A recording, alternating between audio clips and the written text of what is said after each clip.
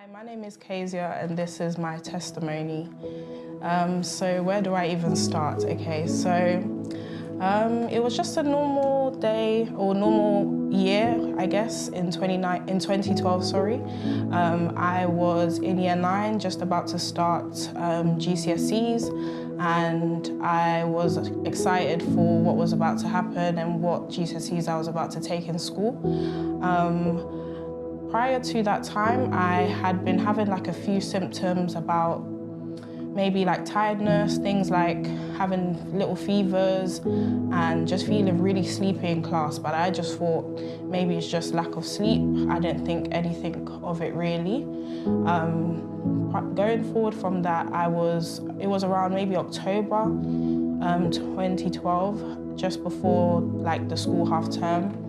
I would literally go to class and I would sleep the whole time. My teachers would be like, "What's wrong with you? Have you not slept today?" And I would be like, "Yeah, I've slept, but I'm still tired." And they would be like, maybe that's a bit, you need to maybe go for a checkup. So I didn't really think anything of it until I started to have my own like pains when I was at home during the night. It felt like a stabbing wounds in my legs, like it felt like a knife was like stabbing my legs. So that was the first time I actually went to A&E with my parents in the middle of the night because I couldn't bear the pain. And the doctors checked me and they sent me back home. They didn't see anything. They just gave me paracetamol, painkillers, and just said I should keep an eye, said my parents should keep an eye on me just to see what's happening. So it didn't really, nothing really came up after that. A few weeks later, I would say, was when the pain really increased and my symptoms increased. So I think it was the October half term and I was off on half term. My mum was a nurse at the time, so she was working like 12-hour shifts. So she would call the home just to see how I was, and I had been sleeping the whole day that day. She knew that something was wrong, but I didn't think anything of it either. I just felt really tired and sleepy. So that's when a letter came through, I think a few days after, saying that I may be anemic. So I went back to my GP to see what was the problem, and then I had a request for a blood test. So I went to do the blood test and we were just waiting for the results to come. Then another letter came through from the GP saying that I could be anemic, so low blood, low iron. So I was admitted to go to another appointment at Queen Elizabeth Hospital, and that day, I think I was on the last day of my half term. So I just went on the bus with my dad at the time because he was off work that day, and we just went in just normally. I remember when I got there, I was literally feeling like I was about to faint. I had no strength in my body at all. So I literally went to the place where I was supposed to get my results, and I literally collapsed there. They had to get me a wheelchair, and then I had to literally be wheeled to the place. That's when they knew something was really wrong. So when I got to the children's department or the children's ward, the doctor there was like, we need to do a quick blood test and put like a cannula, which is like when they need to take your bloods or put in a drip, just to see what's going on. So they did that, and then when they came back, they tried to put like a line in, and I had literally no blood flow in my veins or my arms. So what they decided to do was they tried to put a cannula in my arm and it didn't work. So they were just like, they would admit me so that I could stay overnight just to watch me. And at the time, again, nothing was too like suspicious, but I guess when the doctor went out of the room and came back, that's when she came and said that, yeah, something is wrong. So me and my dad, we went to like her office, and she basically sat my dad down saying that your daughter has leukemia. So I was there. I didn't really understand what was going on at the time because I was so weak.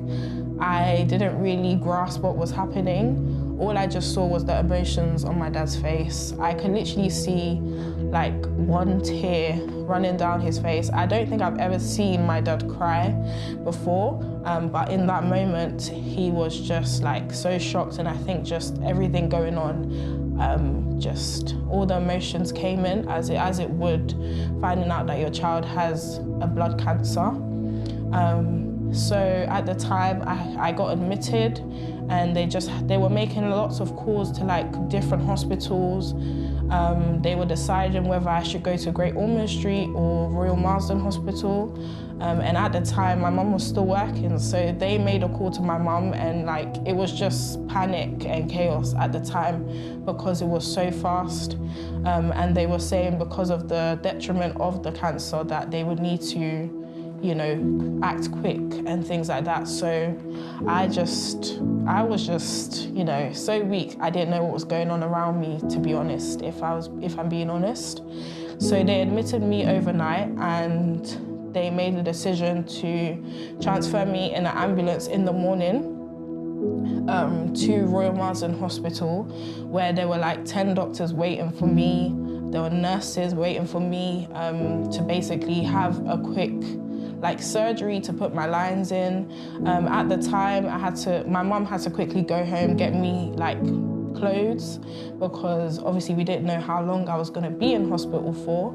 But it turned out I was gonna be in hospital for like the next 3 months, to having like very intense chemotherapy. So as time went along, that's when people actually came to find out. Again, it was a shock to family members, friends, church especially, because I was fine, I was normal. Like nothing was out of the ordinary up until those few weeks. So everybody was really shocked. And me, myself, I hadn't grasped what was happening. So so I went to the hospital. I was admitted straight away. They started the chemotherapy straight away. And I was literally just doing all my chemo from there for the next 3 months. That's what was happening. During that time, I would say that the hospital that I was at was a teenage cancer unit. So it had just been opened, and I would say the service there was amazing because they really looked after me. And I was really grateful to God for the people I had, the nurses I had around me as well. And I just tried to stay positive at the time. I think I just wanted to get better. I knew that God was with me as well, but at the time I wouldn't say that I had a personal relationship with him, but I knew that he was with me. And then following from that, I think when it got to around December 2012, I was able to go home for Christmas. At this time, I had gained weight because I'm taking steroids, I'm taking different drugs, so I didn't look myself. And I think that's when the body image and all those things as a teenage girl started to play. But I knew obviously the effects of like chemotherapy would be get weight gain and those type of things. So I didn't really think anything of it until like, I think I saw myself in the mirror and I was just like, I wanted to cry. But that wasn't the main thing. I just wanted to get better. So I came home Christmas 2012 and I couldn't have a lot of people around me because of like infection control and things like that. But a few people came to see me while I was at home, and I was like really happy to see people because it had been a long time since I had seen a few people, but I had some family members visit me in hospital. So I was happy about that. And then following that, I was just having my treatments at home. I would go into the hospital every day with an ambulance that would come and pick me and my mum up, and then I would come back home. And then that happened for like the next year as well, up until 2013, around February 2013, which is when I fell sick again. Not too TMI, but I was vomiting and a lot of other symptoms were happening at the time. And this time I was at home. So I had an emergency like 999 call number that I had to call if I was feeling really ill. So that night I was really, really ill. I don't know what happened, but I just felt so ill. And basically they called the ambulance and I got back to Queen Elizabeth Hospital again on the children's ward. And that's when I just blacked out. I don't remember what happened after that. I just remember that I ended up in another hospital where I was basically, I had tubes in my nose, I had tubes like all over my body. I could not move, and basically I was not able by myself to do certain things. So I literally was confused when I first woke up, and that's when they explained to me that I had contracted sepsis, which is like when a blood toxin in your body, it basically gets poisoned. And in order for your body to recover, they would have to sedate you or put you into an induced coma, which is what they did. So I was in an induced coma for about 4 to 6 weeks, just so that the toxins in my system wouldn't make my organs fail. So that's basically, they had to flush all of it out of my system before they could wake me up. So I was in intensive care in St. George's Hospital in Tooting, and at that time, no one could be around me because of infection. So my mum had to sleep in a separate room and I was in a separate room. So at the time, again, I just was like, I just need to get on with trying to get better. I just had that push to get better because I knew that I'm going to overcome this basically. So that's what happened. And further, going down from that, I think I was able to recover from that. So they took me off the tube that I was breathing with, and I was able to breathe on my own. But at that time, I basically wasn't able to walk anymore because I had been bedridden for so long. So I had to learn how to walk again, and I couldn't go to the toilet on my own. I couldn't eat proper food. I was being fed through a tube in my nose just because of the state of what my body was in. So I basically became like a child, like a baby at the time. And I think there was a point where I felt embarrassed, but you know, as being I was around 14, almost 15 around that time, being like a teenage girl and having to depend on people to clean you and all those things, I just felt, you know, but I knew that this was the process of me getting better. So I just looked past all of that. And then I recovered. I stayed another 4 weeks in the hospital and I recovered by the grace of God. And I left the intensive care and I came into normal care. And then they just monitored me and I went back on my treatment up until the end of 2013, going into 2014. So 2014 was when I was able to leave the hospital. Beginning of the year, I was now brought back to my home hospital, which was Queen Elizabeth, and I was brought back home. So I was still having my chemotherapy from day to day. I would go into the hospital to have my chemotherapy. During that time, I would also have loads of blood transfusions as well because the toxins, the cancer cells in my system were still there. So I had to do loads of blood transfusions, but I was fine going through that stage, and that helped me obviously recover better and recover quickly. So going through that, and then I had another infection. Throughout a lot of my chemo and my treatment, I had loads of infections. I know it was the enemy trying, but he did not work. It did not work what he tried to do. So I'm grateful to God for seeing me through.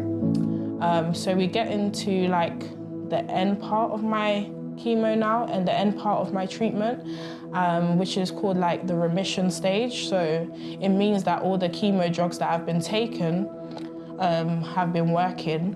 And in order for them to know that, I would do a surgery, which is called a lumbar puncture, which is they will put a needle down your spine and take a sample to make sure that the cancerous cells were not spreading or they have basically disappeared.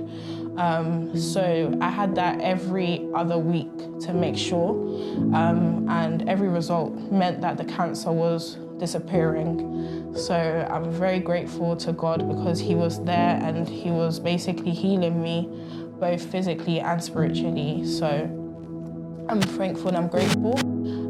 So after that time, after 2015, it was getting towards the end of my 3-year treatment. and the doctors were like really happy because I was recovering really well, and I was doing really well with the treatment plan. So it got to like towards the beginning of 2015 that they told myself and my parents, my mum, that the cancer cells have now like reduced significantly, and basically the chances of me getting cancer again are very, very small, but they wanted me to end my treatment so that they could have a definite answer, and say that I no longer have cancer, I can no longer get cancer. I just wanted to add that even during that time when I was in intensive care, I had children younger than me, ages 2, 3, some of them. They had brain tumors, they had so many different diseases, terminal illnesses that they weren't going to recover from. These children were going to die. And I was the only one that was the oldest one on the ward at the time, and I was the one that came through. And I just want to thank God for that, because I know that His hand was on me. So going through that, and seeing all these children like that were with like me at the time and them not recovering was really hard as well, because it's like I wanted them to get better as how I was getting better as well. But you know, so in 2015, February of 2015, I got the all clear for cancer. I was cancer free. I was able to now go back to school. So I slowly went back to school. I didn't go back to school straight away because I still had to, you know, be in hospital to just check and make sure.